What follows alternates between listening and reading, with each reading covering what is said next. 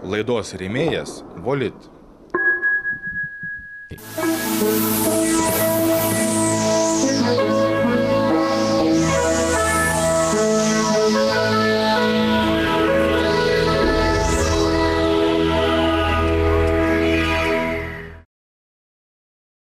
Sveiki sulaukę pavasario. Nors ne visoje Lietuvoje prasidėjo tikrasis pavasaris, bet sutikite su manimi, oras tiesiog kvepia pavasariškomis nuotaikomis. Norisi kuo daugiau laiko praleisti gamtoje. To jums ir linkiu. O šiandien laidoje matysite. Esam klono žydų būrelė.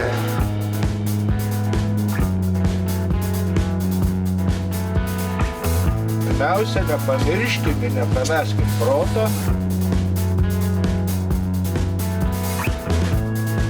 Yra tas hobis, iš kurio gali pragyventi ir pasipelnyti.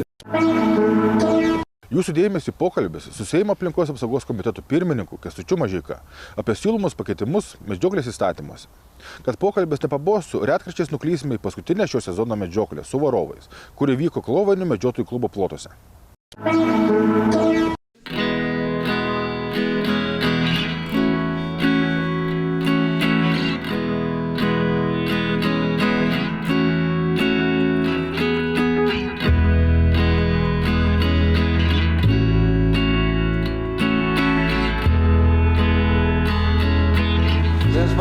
Vienas paskui kitą.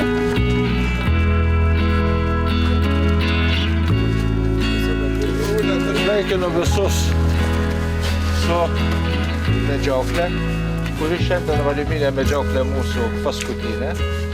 Pagal bendrą mūsų tvarką ir medžioklės taisyklės medžiojam pasirinktinai kvartaluose, trijuose mūsų miškuose esančiuose. Tai Vanagynė, Petrauskynė ir Šiluose. Prašom visiems laikyti saugumo technikos, ypatingai kampus ir pasižiūrėkit galų gale vienas kitas kur stovi. Pirmiausia, nepamirškim ir nepameskim proto, sustabdyti, jeigu nelaimė yra, sustabdyti kraujavimu, užveržti, jeigu yra galimybės. Visi nešiot liemenis, taip kaip priklauso. Esam klono žydų būrelė Lupykloj, rengtas naujas pastatas, rengiam 16 metais, rekonstravom. Esam nupirkę tą namelį iš žmonių ir, kaip pasakyti, įsirengiam lupdžvėrį.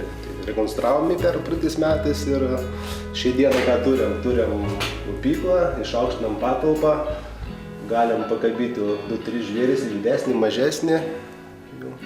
Vandens nudegėjimą į surinktuvą, apdorojimą mėsos, galima dėti mėsą ant stalo, sudėlioti tvarkingai viską. Patalpa yra nauja, manau, kad ilgai tarnaus dar. Eugenijus Gentvilas, Seimo narys, pateikė projektą. Jūsų nuomonė apie šį projektą ir ką jūs manot keisti, ką jūs manot daryti. Gal plačiau gali paaiškinti, ar apraminti, ar įskaudinti medžioklę, nežinau, kaip jūs čia dabar. Na, galiu pasakyti, kad tas įstatymas tikrai galbūt buvo skubotai pateiktas. Kolega Gentvilas buvo atėjęs ir pas mane, mes tikrai diskutavome ir sutarėme tai, kad tikrai ten yra įtaisytinas ir jis pažadėjo, kad prisidės prie mūsų siūlomo projekto, kur tą linkme mes einam. Ir jis mato, kad tikrai medžiotojų bendruomenė sunerimusi, turbūt gavo ir daug signalų įvairiausių. Tai iš ties tokių sprendimų priminėti nepasitarus, tai mažiausiai neatsakinga. Ir sakyčiau, kad mes kalbamės ir su medžiotojais, ir su kolegom politikais, tai mes tuos dalykus ir norime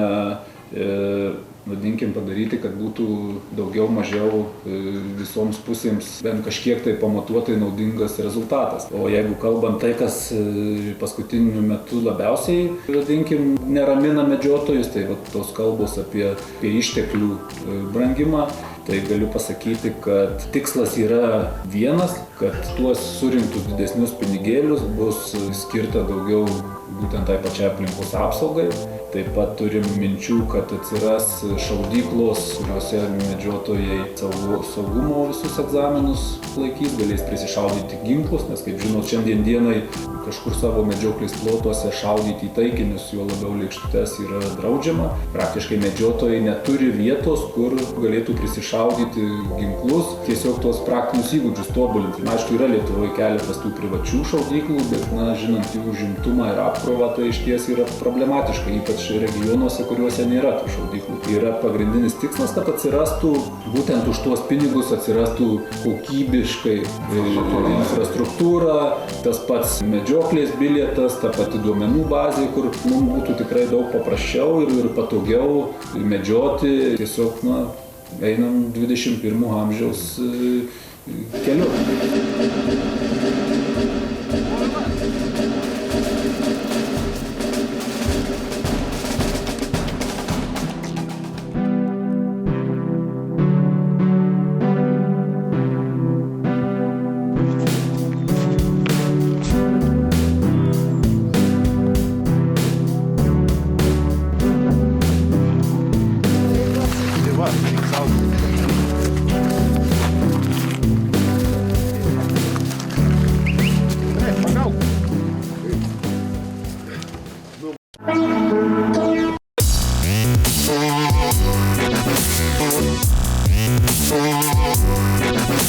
Laukti liko neilgai.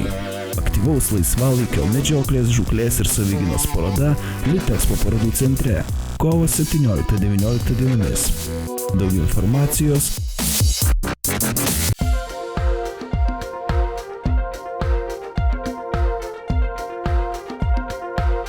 Profesionalus ir išskirtinis dėmesys kiekvienam klientui. Patirtis ir reputacija. Aukščiausios kokybės produktai, patikimi ir prestižiniai prekių ženklai. Visa tai Volit, ginklų ir medžioklės reikmenų parduotuvėje Vilniuje, birželio 23-osios 15.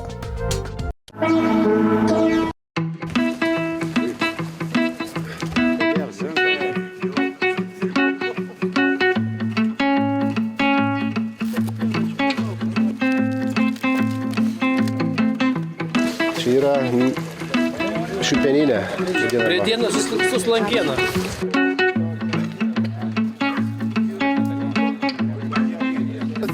Medžiotojai sumoka mokesčius už išteklius, tai jie patenka į aplinkos apsaugos programą. Ir rytoj eilutė ten išsiskirsto 30% patenka į ministeriją, jau 70% į savivaldybės, kur paskui būtent kompensuojami tie visi nuostoliai ir vilkų žala, ir augalų apsauga, ir visi kiti dalykai. Tai iš tiesų šitie mokesčiai, jie nepriklauso nuo ūkininko, vadinkime. Ūkininkai turi tik tai, kai kreipiasi dėl nuostolių, dėl žalos, tada yra kompensuojama. O pats ūkininkas iš to, kad ten jo plotuose medžiotojai medžioja, jis neturi jau, nepasirašo jokios sutarties, jokių kažkokių įsipareigojimų medžioklės klubas jam neturi. Tai išties ir kalbam, kad turėtų būti tas mechanizmas, kad ūkininkai žinotų, kur kada gali kreiptis, jeigu yra kažkokie nuostoliai, kad tas ryšys tarp medžiotojų ir ūkininkų nebūtų toks priešprieša. Tai, ir tą patį medžiotojų sąmoningumą norime padidinti ir manom, kad tas mokesčių padidėjimas, tas atsiradimas tų šaudyklų, atsiradimas tos galbūt ir kultūros didesnės, galbūt šiek tiek, čia nėra paslaptis, tų nuogastavimų yra, kad galbūt su medžiotojų skaičius labai sumažės, nebus kam medžioti, nebus kam prižiūrėti tų žvėrių, kurie daro žalą, bet galiu nuraminti, kad tas mokestis tikrai nebus kažkoks labai didelis, bet galiu tik tai pasakyti, kad šiandien dienai sumokamas mokestis tai yra jau turbūt 20 metų nekintamas. Tai jeigu kalbant apie infliaciją, apie visą kitą, tai įsivaizduokit, jeigu mes kiek žiūrėjom, vienas sumedžiotas gyvūnas, už vieną sumedžiotą gyvūną medžiotojai sumoka nepilnai 2 eurus, tai iš ties, reikia turėti šiek tiek ir sąžinės, ar ne, kad kiek gali valstybė dotuoti tą patį medžiotoją ir galbūt dėl to ir kyla tie ginčai ir to pat tada nėra finansavimo tai pačiai gyvūnų apsaugai, tai pačiai priežiūrai, aplinkos apsaugai ir taip toliau. Tai vat, užsisuka daugybė problemų, kurias mes ir matom sprendimo būdus ir galima tikrai išspręsti. Tai čia, manau, ir medžiotojų turėtų būti supratimas, kad medžioklė tikrai nėra tas hobis, iš kurio gali pragyventi ir pasipelnyti. Tai yra, jeigu mes kalbam apie hobį, tai hobis, kiekvienas hobis kainuoja daugiau, negu iš jo gali gauti naudos.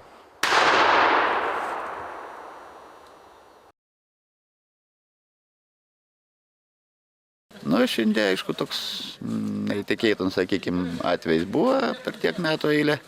Nėra buvę, kad varau iš kitą kvartalą iš nugaros pusės lapė atbėga. Sušovė, aišku, bet jau nubėgančio, aišku, tai užstoja ir medžiai. Tai va, toks, sakyčiau, per tiek metų eilė keistas dalykas buvo. Jie turėtų už gamtos išteklius ir tuos mokesčius valstybė, jie turėtų maždaug kilti 3, 5, galbūt 6 kai kuriuose vietose kartais. Tai čia bus nauja formulė ir bus paskaičiuota ir medžiotojai tikrai visi galės dalyvauti ir diskusijose. Jau mes turėjom pokalbių su visom medžiotojų asociacijom ir jie tikrai mato, kad tai yra logiški sprendimai. Matot, kaip reikia varyti, kai žmonės šauda. Lapų kiek yra. Esu Klovainių medžiotojų būrelio vadovas. Šiandien medžiojam paskutinę variminę medžioklę, kuri ir užsibaigė jau. Tai vat, sėkmė kol kas per daug mus nelydi. Medžiojam bent jau šiuo metu, tai yra Šilų miške. Vat ir medžioklės plotų vienetas vadinasi mūsų Šilai tuo pačiu. Lapių prabėgo, sveikos išnešė kailį savo ir uodegą, o daugiau kol kas nepasitaikė niekada.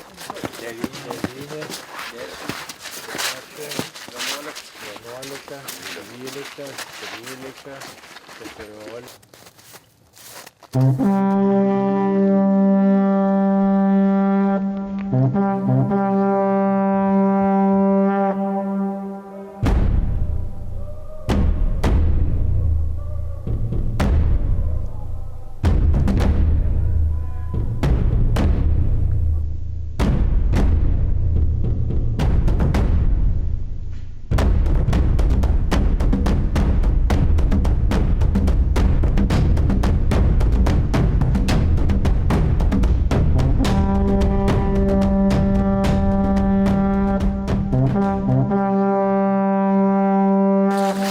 Medžioklė šios dienos baigta. Užbaigėm, gana sėkmingai sumedžiojom. Puf, poch į orą ir viskas pro šalį. Taip ir. Bet turim rezultatą tokį, tiksliau nieko. Variminis mūsų sezonas prasidėjo spalio 15, tačiau mes pačią pirmą spalio 15 nemedžiojam, turėjom kitų darbų biškį kolektyvinių. O taip tai sakyčiau, gana neblogai. Gana neblogai sumedžiojam šernų, šaudytos yra stirnos, stirninai, turim ir elnių nušautų. Sakyčiau, gana nebloga medžioklė.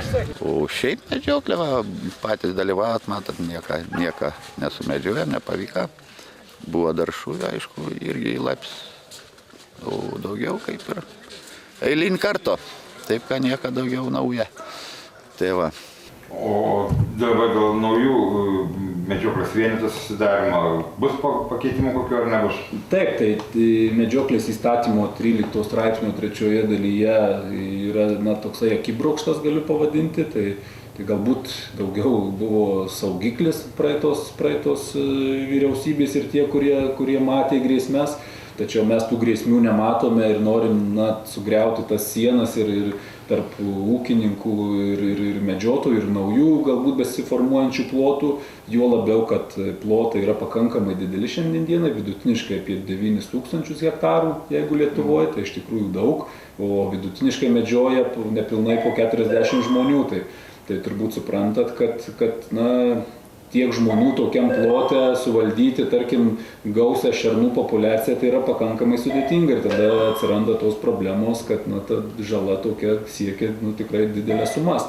Tai tam įstatymo 13 straipsnio 3 punkte ir numatome pataisyti, kad medžioklės ploto vienetą gali sudaryti ne vienas žemės savininkas, kuriam priklauso tas visas plotas, bet gali sudaryti ūkininkų, tarkim, ar savininkų grupė, kurie yra medžiotojai, kurie lygiai taip pat pagal medžioklės įstatymą turi atsakyti už visas pasiekmes, kas iš to išplaukia. Tai šitas pakeitimas ir plus, kad vientiso ploto tokio vėlgi nėra turbūt tokios vietos Lietuvoje, kad ten 5 žmonės galėtų, ar 3, ar 2, kad galėtų sudaryti ištisą vieną plotą. Tai vėlgi matom, kad yra tas logiškas paskaičiavimas, kad ar tai 70 ar 80 kažkiek tai procentų tos medžioklės ploto vieneto turi priklausyti tiem žmonėm. Tai tada gaunasi... Ar priklausyti, ar nuosavybės teise. Tik nuosavybės teise. Nuosavybės teise ir jie tada turi, vadinkim, susitarti su aplinkiniais, jeigu ten yra dar keli žmonės, kurie, kad jie sutinka, kad jų tam plote jie bus atsakingi už to, vadinkim, ir už žalą, ir už padarinius, ir už visą kitą. Sakalai populiariausi plėšriųjų paukščių tarpe. Jie žavi savo jėga, greičiu, didinga išvaizda ir grakščiu skrydžiu. Jų galimybė medžioti gyvūnus, o ypač kitus paukščius, kelia ir nuostabą, ir susižavėjimą. Mes apsilankėme Lenkijoje Balstogės edukacinėme centre, kuriame auginami, veisiami, dresiruojami plėšrieji paukščiai.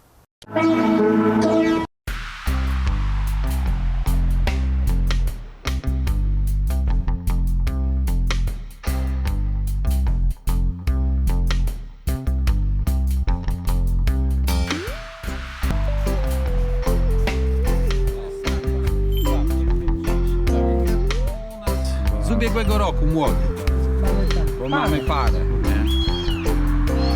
Bardzo dobre ptaki dla tych, którzy się uczą sokolnictwa. Tak. Temu towarzyskim. Tak. Ale one są i mądre, inteligentne. Tak. Ale można go głaskać. On się nie oburza się. Para alfa, tylko ta para się rozmnaża i to jest bardzo dobry ptak do edukacji właśnie. Trochę hałaśliwe, krzyczą dużo, ale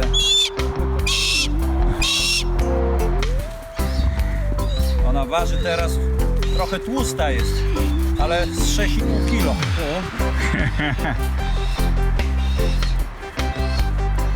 Но она не полоет. Она вот лису может... Lis, sarna, zając. Tak. A jak wołk kulawy, to i wołk. Tak.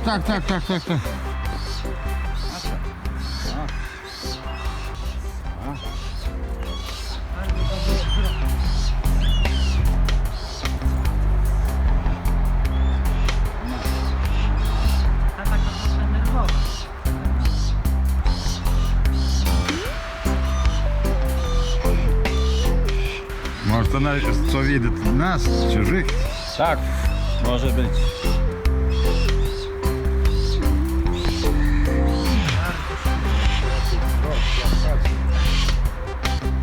Tak.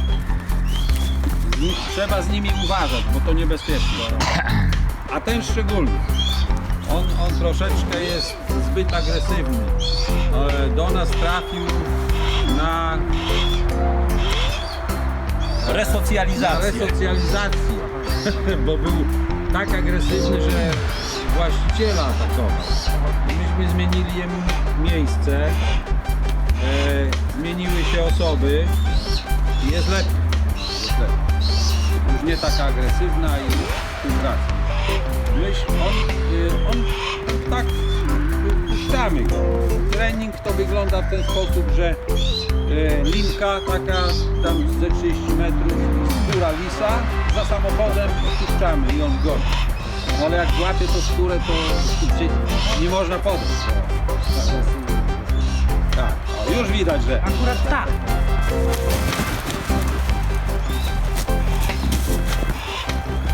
No, bo mam jeszcze 2 kurczaki.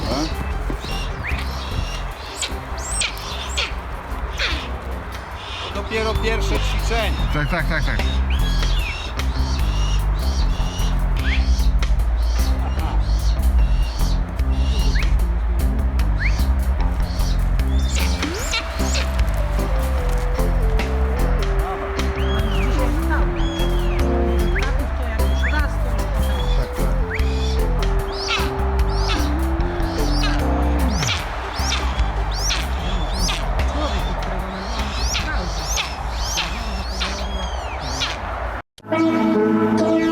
Asmeniškai susipažinti su šiais nuostabiais paukščiais turėsime galimybę ir Lietuvoje. Kovo viduryje sakalininkai su paukščiais atvyks ir pasirodys Vilniuje, Litexpo rūmuose, vyksinčioje medžioklės, žūklės ir aktyvaus laisvalaikio parodoje. Šiandien tiek, dėkoju žiūrėjusiems. Priminsiu, kad laidą visada galite pakartotinai pažiūrėti LNK Go portale arba tauraragas.lt svetainėje. Neplauko jums netauko. Iki.